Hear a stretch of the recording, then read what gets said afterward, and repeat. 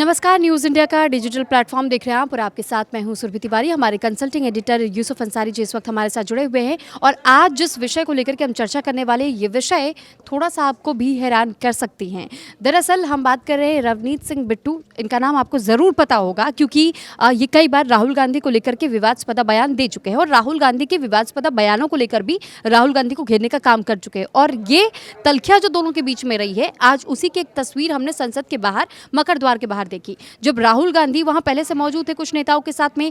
Compromised प्रधानमंत्री के poster लिए हुए वो वहां पीछे खड़े थे और नारेबाजियां चल रही थी। रवनीत सिंह बिट्टू की एंट्री होती है। रवनीत सिंह बिट्टू को वो ये कह करके सबके सामने संबोधित करते हैं कि ये देखो हमारा गद्दार दोस्त आ गया, जिस पर कि पलटवार करते हुए रवनीत सिंह बिट्टू की ओर से भी तुरंत जवाब दिया जाता है और ये कहा जाता है कि मेरा देश के गद्दारों से कोई लेना देना नहीं है और इस वजह से वो हाथ मिलाने से तक इनकार कर देते हैं। लेकिन इस तीखी नोकझोंक की जो तस्वीर, जो एक छोटा सा क्लिप है, वीडियो है, वो सोशल मीडिया पर खूब छाया हुआ है और सुबह से सुर्खियों में भी बना हुआ है। इसी को लेकर के आज हम चर्चा करेंगे।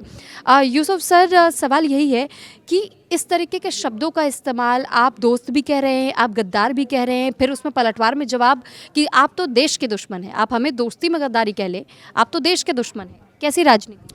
देखिए, राजनीति में भाषा बदल गई है। पहले बोलते हुए संयम रखा जाता था, एक गरिमा होती थी, एक मर्यादा होती थी। वो सारी मर्यादाएं तार-तार हो चुकी हैं और जो एक सम्मान था एक दूसरे को लेकर के, वो सब अब ख़त्म हो चुका है। वो गुजरे ज़माने की बात हो गई है। आज जो हुआ था, कम से कम राहुल गांधी से हम ये एक्सपेक्ट नहीं कर सकते कि वो इस तरह की भाषा का इस्तेमाल करेंगे कि सीधे मुँह पे बोल देंगे, साहब आओ मेरे ट्रेटर फ्रेंड, मेरे गद्दार दोस्त। और ये भी कहा राहुल गांधी ने कि तुम एक दिन लौट के इधर आओगे। और पलटकर फिर रवनीत बिट्टू ने भी उसी तंज में कहा कि तुम देश के द्रोही हो। तो देखिए, मौजूदा सिस्टम में तो सरकार से सवाल पूछने वालों को गद्दारी कहा जाता है, देशद्रोही कहा जाता है। कई मुकदमे हमने दर्ज होते हुए देखे हैं, कई पत्रकारों पे मुकदमे दर्ज हुए हैं सच दिखाने पर। तो ये एक न्यू नॉर्मल न्यू इंडिया में होता जा रहा है।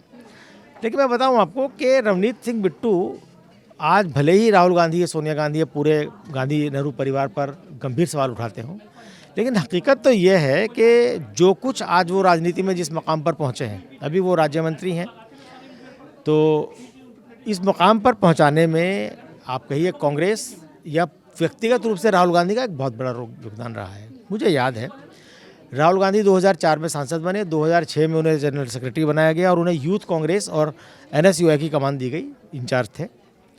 तब राहुल गांधी ने युवाओं को आगे लाने के लिए जो मुहिम चलाई, उसमें बहुत सारे युवाओं को वो आगे लाए। उसमें बिट्टू भी एक थे और बिट्टू कांग्रेस के पहले, यूथ कांग्रेस के पंजाब इकाई के पहले चुने हुए यूथ कांग्रेस के अध्यक्ष बने।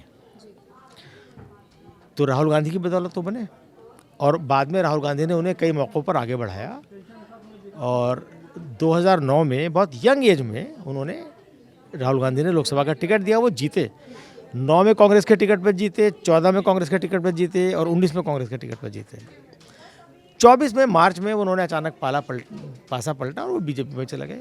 बीजेपी में कांग्रेस का कोई नेता अगर बीजेपी में जाता है तो वहाँ तरक्की पाने के लिए, खुद को एडजस्ट करने के लिए एक शर्त है कि आपको राहुल गांधी, सोनिया गांधी और गांधी नेहरू परिवार पर निजी हमले करने होंगे और जितने ज़्यादा निजी हमले आप करेंगे उतनी ज़्यादा तरक्की आप वहाँ पाएंगे, ऐसा बना।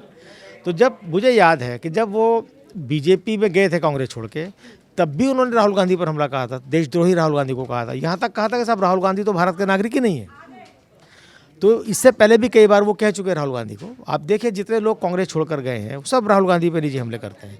हेमंता बिस्वा शर्मा हो, चाहे आपके जितिन प्रसाद रहे हों या और कई और लोग हैं, किस किस का नाम लेंगे, क्योंकि राहुल गांधी ने जो युवाओं की एक टीम खड़ी की थी, वो टीम थी कि जिनके जो फादर्स थे वो कभी राजीव गांधी के करीबी हुआ करते थे, वो सब छोड़ के करके चले गए। तो ये कहा जाता है भाई, जिन को राहुल गांधी ने मौका दिया, अपने साथ रखा, टीम बना कर रखा, वो सब छोड़ के चले गए। तो एक तरह से उन्होंने पार्टी से गद्दारी की, उसी सेंस में राहुल गांधी ने कहा। लेकिन मुझे लगता है कि राजनीति में ऐसी भाषा कि एक दूसरे को मुँह पे गद्दार बोलना या देश का दुश्मन बोलना, देशद्रोही बोलना, ये जो मर्यादाओं के तार-तार होने और जो गिरावट है, सामाजिक गिरावट का नमूना है। ऐसा नहीं होना चाहिए। एक शालीनता होनी चाहिए पहले। क्या आप ये मानते हैं कि नेताओं में भी इसकी समझ थोड़ी सी कम हो चुकी है कि किसी को देशद्रोह कह देना, किसी को गद्दार कह देना, इसका मतलब पहले समझना बहुत ज़रूरी हो जाता है? नहीं, वही मैं कह रहा हूँ कि देखिए, देशद्रोह एक बहुत बड़ा अपराध है और उसमें उसकी बड़ी सज़ा है। किसी को ऐसे ही कह देना, ये मतलब मैं इसे उचित नहीं मानता हूँ। या किसी को मुँह पे गद्दार कह देना भी अच्छी बात नहीं है। मैं खुद ये बात कह रहा हूँ कि राजनीति में जो पहले भाषा की मर्यादा हुआ करती थी, वो ख़त्म हो चुकी है। और ये ख़त्म होना जो है, ये हमारी असहिष्णुता जो है, टॉलरेंस की कमी हुई है, इनटॉलरेंस बढ़ी है, उसके नतीजे में हम कहते हैं। तो मुझे लगता है कि ये सब चीज़ें जो हैं समाज को प्रभावित करती हैं। जब हम देखते हैं कि पार्लियामेंट के अंदर एक नेता दूसरी पार्टी के नेता को इस तरह की भाषा से संबोधित करता है, तो उसका असर नीचे पड़ता है। संस्कार हमेशा ऊपर से नीचे की तरफ चलते हैं। तो ये मुझे लगता है कि जो दोनों के बीच आज जो नोकझोंक हुई, इसे अवॉइड किया जा सकता था और अवॉइड किया जाना चाहिए ऐसी बातों को। और शायद यही कारण है कि राहुल गांधी अक्सर विवादों में घिर जाते हैं, कभी अपने कमेंट्स को लेकर के, कभी जब वो जनता को संबोधित कर रहे होते तब उनके कुछ स्टेटमेंट्स ऐसे वायरल हो जाते हैं। और आज जो उन्होंने मकरद्वार के बाहर जो हरकत की, अपने पुराने दोस्त को देखते हुए गद्दार कह दिया और फिर पलटवार करते हुए उन्होंने भी जवाब दिया। सर, इससे पहले भी ऐसा हुआ है जब रवनीत सिंह बिट्टू की ओर से ये तक कह दिया गया है कि ये तो सिखों के कातिल रहे। हाँ, रवनीत सिंह बिट्टू ने, मैंने बताया ना कि जब से वो कांग्रेस छोड़ के बीजेपी गए हैं, तब से रवनीत सिंह बिट्टू राहुल गांधी पर खूब निजी हमले करते हैं। और जो बात आपने कही सिखों के कातिल बताया गया, हालांकि जो 1984 में इंदिरा गांधी की हत्या के बाद सिखों के साथ जो सलूक किया गया, जो कत्लेआम हुआ, उसके लिए कांग्रेस कई बार माफ़ी मांग चुकी है, ऑफिशियल तरीके से माफ़ी मांग चुकी है। और कांग्रेस ने डॉक्टर मनमोहन सिंह को 10 साल प्रधानमंत्री बनाया। तो मुझे लगता है कि एक तरह से उस गलती का पछतावा भी था। और 84 के बाद कांग्रेस 91 में बहुमत से जीत कर गया। अगर हम राजनीति में ये कहते हैं भाई, अगर आप जीत रहे हैं तो आपके सारे गुनाह माफ़ हैं, तो फिर तो कांग्रेस का वो गुनाह माफ़ हो जाना चाहिए, क्योंकि उसके बाद तो लगातार कई बार सत्ता में आई है।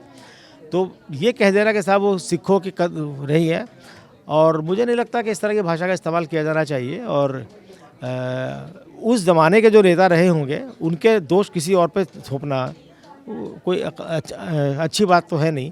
क्योंकि रवनीत बिट्टू आज जिस मकाम पर पहुंचे हैं, वो कांग्रेस में रहकर, कांग्रेस में जो पॉलिसी, क्योंकि कांग्रेस में उनके प्रति एक सहानुभूति इसलिए थी, उनके जो दादा थे बेन सिंह, जो पंजाब के मुख्यमंत्री थे, उनकी एक आतंकवादी हमले में मौत हुई थी। और राहुल गांधी के पिता, राहुल गांधी की दादी भी आतंकवादी हमले में मारे गए थे। तो ये एक ऐसा ब्रिज था जिस सहानुभूति की वजह से राहुल गांधी ने उन्हें अपने करीब पाया, क्योंकि राहुल गांधी उनका दर्द समझते थे, और इसी वजह से राहुल गांधी ने उन्हें राजनीति में आगे बढ़ाया। और अब आकर के रिश्ते इस कदर ख़राब हो गए हैं कि वो एक दूसरे को गद्दार कह रहे हैं, वो गद्दार कह रहे हैं, वो देशद्रोही कह रहे हैं।